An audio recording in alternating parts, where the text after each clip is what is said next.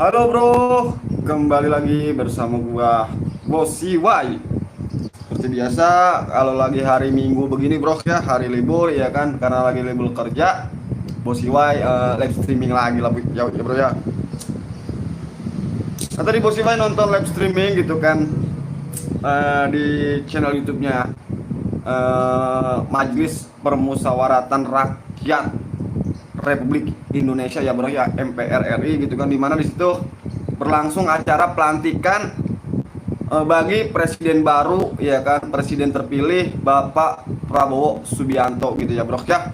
Nah di situ apa namanya Bos Iwai nonton gitu kan acaranya sampai ya beberapa jam gitu kan daripada live streaming tersebut gitu ya bro ya. Tentu saja eh, meskipun pada pilpres kemarin Bos Iwai enggak mencoblos Pak Prabowo gitu kan, tidak mendukung Pak Prabowo ya kan, tentu dengan alasan gitu ya bro ya, tapi Bos Iwai merasa bangga aja gitu ya bro ya.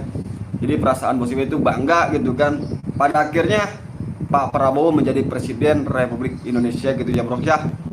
Karena ya kan dulu juga Bos Iwai itu sempat mendukung Pak Prabowo itu di Pilpres 2014, 2019, bahkan Bos Iwai juga dulu ikut berkampanye bro ya. Tapi itu dulu bro ya. Tapi meskipun Bos Iwai kemarin tidak memilih dia, tapi Bos Iwai bangga gitu ya bro ya. Karena pada akhirnya Indonesia punya presiden baru gitu ya bro ya. Punya presiden apa namanya ya, mungkin presiden baru dan juga menjadi harapan baru bro ya bagi rakyat Indonesia, terutama rakyat-rakyat miskin seperti kalian-kalian bro ya, yang hingga hari ini masih saja apa namanya sibuk nyari kerja ya kan, bikin CV, fotokopi lamaran segala macam, dan pada akhirnya ditolak bro. Ini keadaan di tempat Bos Iwai gitu kan, keadaan di mana teman-teman Bos Iwai itu setiap hari bikin lamaran kerja tapi pada akhirnya gagal bro ya, karena kalah sama orang dalam tuh ya kan. Nah mudah-mudahan nanti ke depan ya kan, setelah Pak Prabowo dilantik gitu kan, apa namanya ya, selain punya presiden baru artinya ada harapan baru bro ya bagi rakyat Indonesia gitu kan, dengan harapan semoga yang paling utama adalah ekonominya bertumbuh bro ya. Karena Presiden Jokowi ya kan apa namanya setelah dia lengser tuh, dia meninggalkan jejak yang sangat buruk bro ya. Ini menurut berita yang Bos Iwai baca beberapa hari yang lalu bro, bahwa data BPS itu dari tahun 2019 itu kelas ekonomi kelas menengah itu terus menerus turun bro ya. Bahkan kemarin terbaru itu 2 hari yang lalu itu benar-benar apa namanya banyak usaha-usaha kecil itu pada bangkrut bro ya. Pedagang kecil, pedagang kaki lima ya kan, apa namanya CP-CP kecil tuh itu banyak yang bangkrut bro, dan itu menyebabkan kelas menengah itu turun bro ya. Itu kalau kelas menengah turun ya kan, terus itu kelas bawah itu mau dikemanain bro, udah nyungsep kali ya bro ya. Jadi ini semoga ini Pak Prabowo bisa memperbaiki keadaan ya kan, kesemrautan yang ditinggalkan oleh Pak Jokowi itu. Karena beberapa berita yang Bos Iwai baca gitu kan, Pak Prabowo tidak pernah membahas masalah ibu kota baru bro ya. Ya mungkin itu ibu kota baru pada akhirnya akan jadi hambalang jilid 2 tuh, dan terus menerus akan nanti mungkin dibongkar gitu kan, apa namanya pada akhirnya cuma jadi ladang korupsi kan begitu bro ya. Karena kalau ngelihat visi misi Pak Prabowo kemarin gitu kan, itu yang paling jadi prioritas adalah anggaran untuk makan siang yang apa namanya cukup menguras APBN bro ya, dengan biaya yang sangat fantastis gitu kan, untuk merealisasikan janji kampanye Pak Prabowo, yaitu adalah makan siang gratis bro. Tentu saja ini makan siang ini sekali lagi untuk rakyat miskin ya bro ya. Jadi kalau Pak Prabowo memprioritaskan janji kampanyenya, maka IKN itu ya kan yang disebut-sebut sebagai katanya sudah mendapatkan restu dari rakyat tuh menurut Pak Presiden Jokowi gitu kan, padahal itu menurut berita yang lain gitu kan itu adalah ambisi presiden bro ya. Itu pada akhirnya nggak diterusin bro ya. Jadi ya mungkin rakyat juga akan setuju gitu kan, apalagi para pendukung Pak Prabowo tuh pasti akan setuju jika Pak Prabowo tidak melanjutkan pembangunan IKN bro ya, apalagi di dalam ekonomi yang sekarang yang serba sulit kan begitu bro ya. Ini ancur-ancuran bro ya, ekonomi Indonesia ini ancur-ancuran, apalagi itu perang dunia ketiga itu di depan mata gitu ya bro, dan itu berdampak pada ekonomi kita bro ya. Kita ingin lihat aja gitu nanti apa yang akan dilakukan oleh Pak Prabowo gitu kan, melalui kebijakan-kebijakannya yang akan dia buat gitu ya bro ya. Apakah masih ngotot tuh ya kan mau nerusin IKN tuh, yang bagi sebagian orang itu nggak ada gunanya bro, ngapain sih bangun gedung-gedung gitu kan, ngapain bro ya.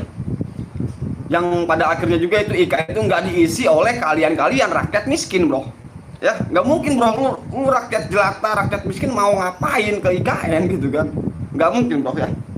Jadi tentu saja di sini ya kan Bosiwai sebagai rakyat Indonesia berharap Pak Prabowo bisa memimpin Indonesia itu dengan ya lebih baik lah daripada presiden terdahulu gitu ya bro ya, ke arah yang lebih baik gitu kan, dimana kesejahteraan masyarakat itu menjadi tujuan utama bro ya, daripada visi misi Pak Prabowo kan begitu bro ya. Ya kalau Bosiwai bro alhamdulillah bro ya, Bosiwai bisa kerja, punya otak gitu kan, tapi yang lain bro ya, mereka yang hidupnya di ujung pelosok desa gitu kan, yang nyari kerja sulit ya kan, terus nyari duit sulit, buat makan sulit. Nah mereka bro yang harusnya diperhatikan oleh sama Pak Prabowo dan pemerintahannya tuh, dan para kabinetnya gitu ya bro ya. Kalau kita mah bro nggak usah lah gitu kan minta bansos ya kan, minta makan siang gratis buat apa bro ya, kita masih mampu gitu kan, cuman untuk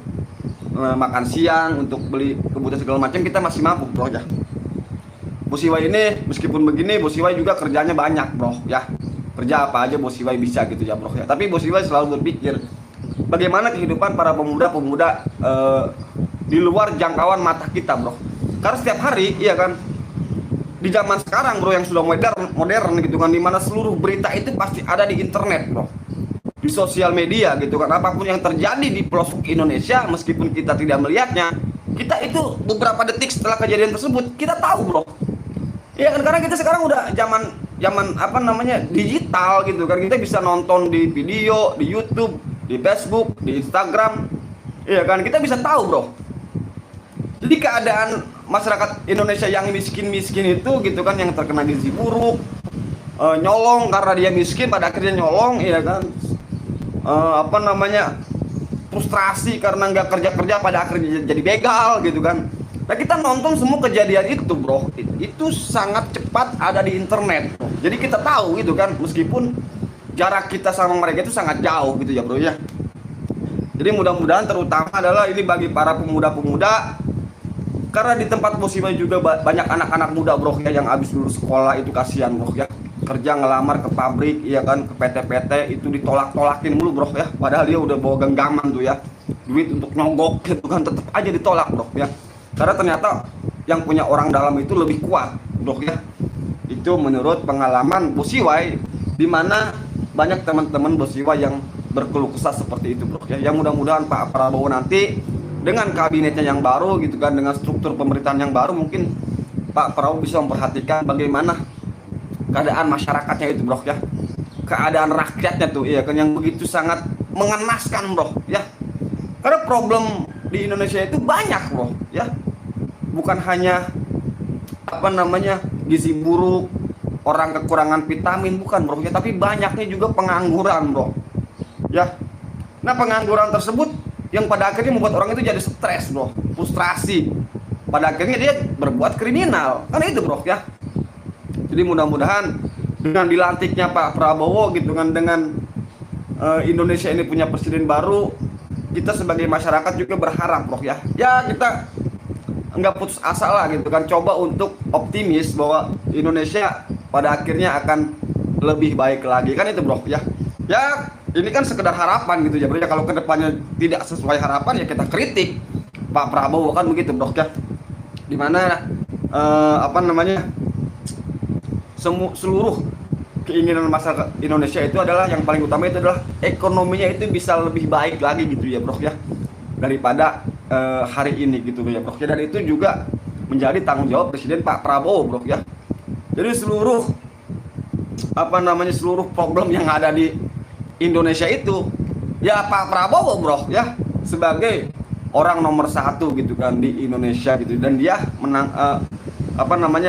membawa tanggung jawab tersebut gitu ya bro. Jadi kita sebagai rakyat harus tagih bro ya, daripada janji-janji Pak Prabowo. Nggak usah fanatik apa sih. Tadi Bos Siwa juga baca berita tuh ya kan, katanya pasukan berani mati Jokowi akan melindungi Pak Jokowi setelah lengser. Ngapain bro gitu kan? Ngapain menamakan diri sebagai pasukan berani mati Jokowi? Ngapain bro? Buat apa bro ya? Toh pada akhirnya Pak Jokowi lengser gitu kan. Pak Jokowi akan dikenang sebagai mantan presiden, udah gitu kan. Dia negarawan gitu. Kalau mau fanatik kan itu bingung bro ya. Presidennya berhenti, masa lu mau berhenti juga sebagai menjadi rakyat Indonesia? Kan nggak mungkin bro ya.